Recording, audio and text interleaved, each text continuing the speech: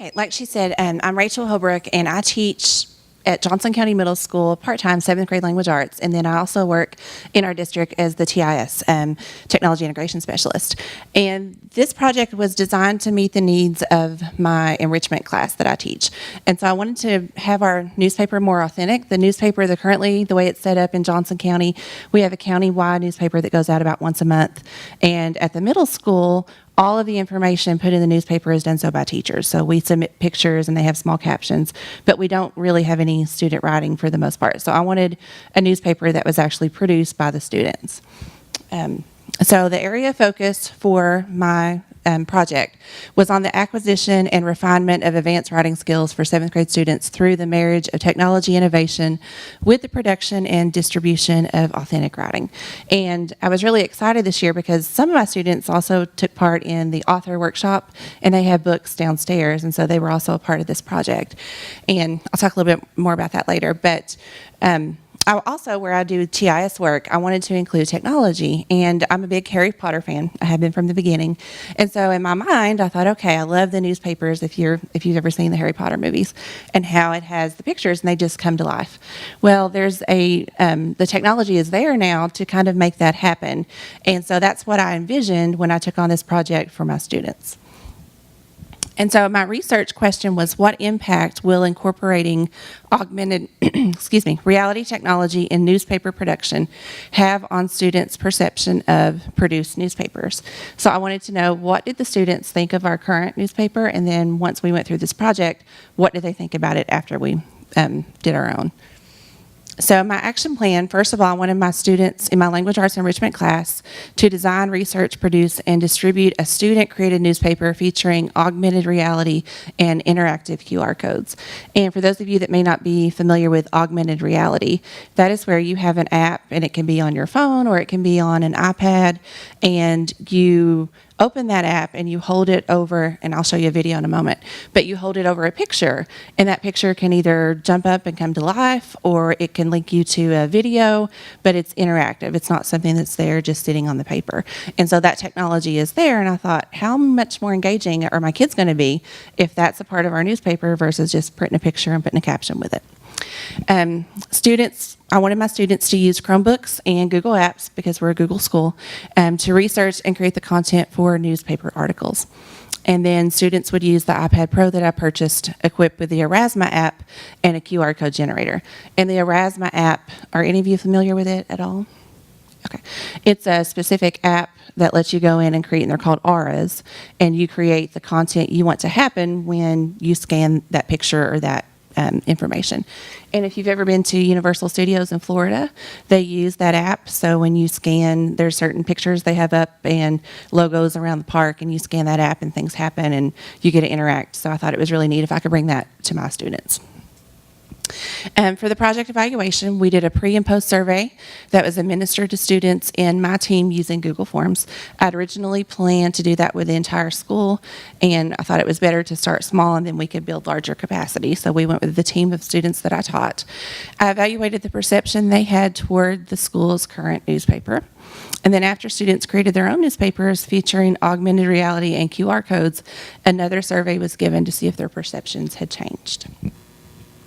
So how it worked, originally I thought I would have about 50 students. Due to some scheduling changes, I only had about 26, and they were in my enrichment class. And we met weekly for approximately 40 minutes. So I got to see them one time a week for 40 minutes. Students chose their partners, so they got to decide who they wanted to work with, and their journalism topics. So I wanted them to have a real voice and a real say in this, so I thought, by letting them choose, that gave them some control. And then students used Google Classroom and Google Slides to actually create the newspapers.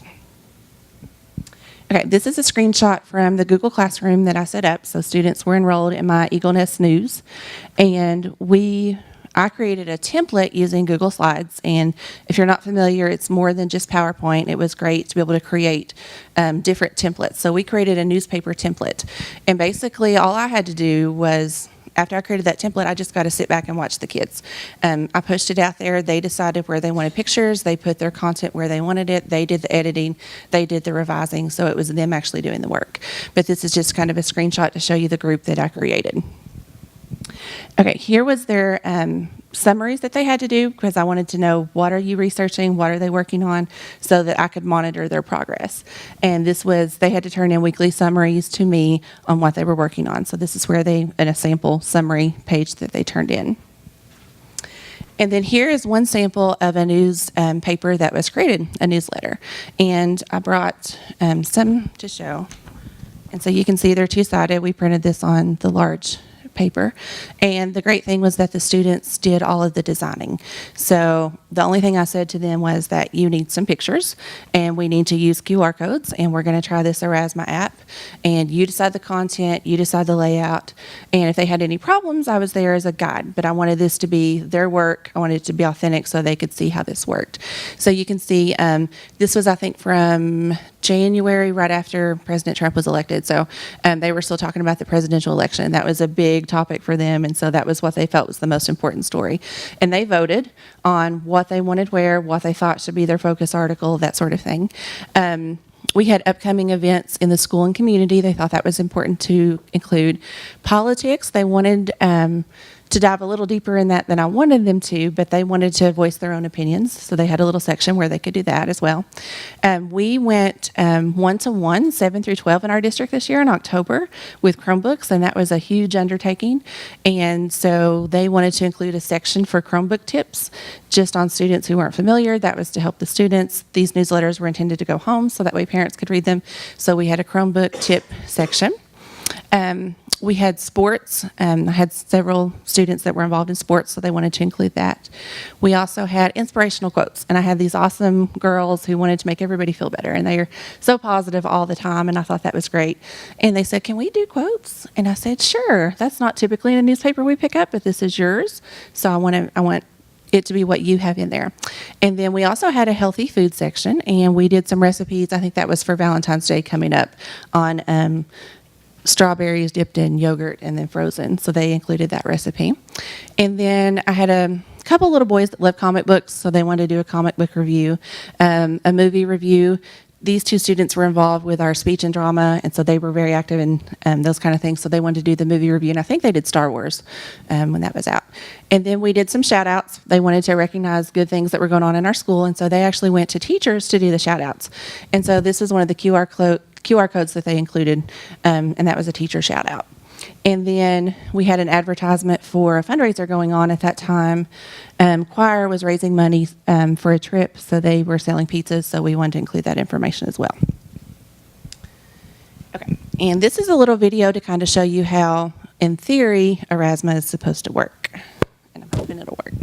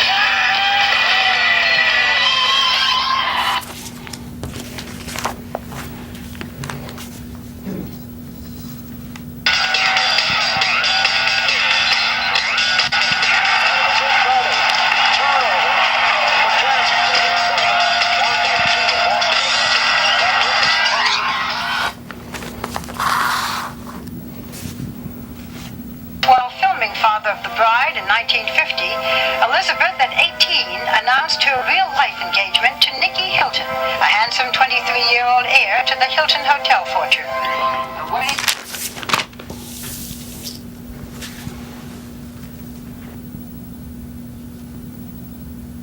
Just down back.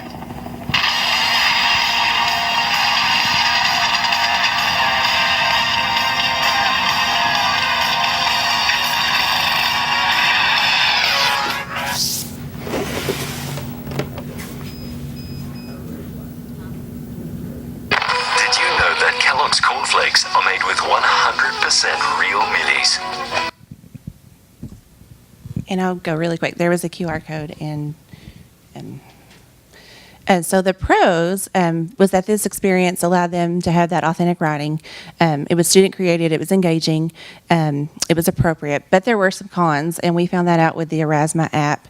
I was kind of I guess I had this great idea that the kids would make their own videos and everything would work great. And what happened, we ran into a time issue. We were only meeting 40 minutes a week. The kids didn't have the skills that I thought they would have to create their own videos and edit their own videos.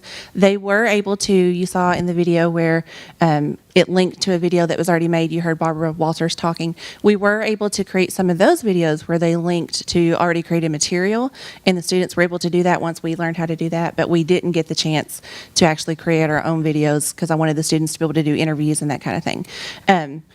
Next year, if I were able to continue this, that's something that we could work on once I realized that the students didn't have that background that I thought they had, then that would be a next step to continue this on. And then I'll go past the cons. I'm trying to hurry, sorry. But my implications after going through this process, I learned that students need to have more opportunity to collaborate with their peers and teacher. So that 40 minutes a week just wasn't enough time. I thought this would be a great thing to implement into our journal or our yearbook class that we have at the middle school. So that would be a way that students meet daily, and this would be much more productive. Students need to be educated on using Erasmus. Even though I thought it was great and neat and wonderful, some of my students had never heard of it before. And we're a very high poverty district, and so a lot of our kids, our student body, after doing our survey, had never heard of it before. And then students, of course, need instruction on some basic computer skills like editing and things that we think that they know because they're really good at texting and they didn't know as far as computers. So that's something that we want to work on. And I'll hush now.